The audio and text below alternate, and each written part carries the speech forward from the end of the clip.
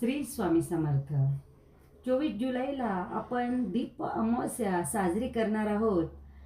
आपल्याला कायम प्रकाश देणारे दीप यांच्या प्रती कृतज्ञता व्यक्त करण्याचा हा सुंदर असा दिवस.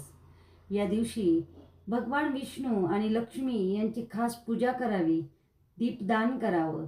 तसेच घरातली सर्व दिवे स्वच्छ करून त्यांची पूजा करावी.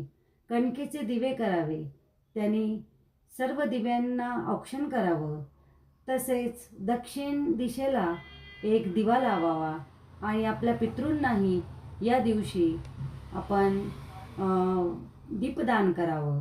तसेच कणकेच्या दिव्याने आपण आपल्या घरातील मुलांचे औक्षण करावं, त्यामुळे त्यांचे आयुष्य हे वाढत असते.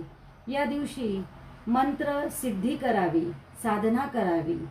त्याचबरोबर या दिवशी पितृतर्पण करावे, पितृस्तोत्र वाचावे, महालक्ष्मीचा जप हा दिवसभर करावा.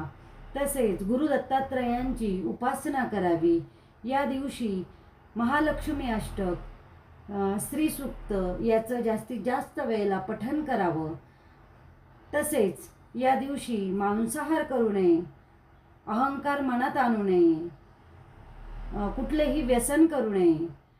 आणि या दिवसाची अजून एक खास अशी गोष्ट म्हणजे या दिवशी गुरुपुष्यामृत योग असल्याने जणू दुधात साखर असं आपण म्हणू.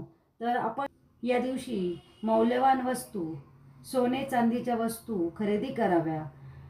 तसेच या दिवशी सर्वांनी सुचिरभूत मानसिकतेत ही दीप अमावस्या साजरी करा आणि फायदा करून घ्या. डॉक्टर नेहा जोशी, दत्त अनघा वास्तू रिसर्च सेंटर, नाशिक.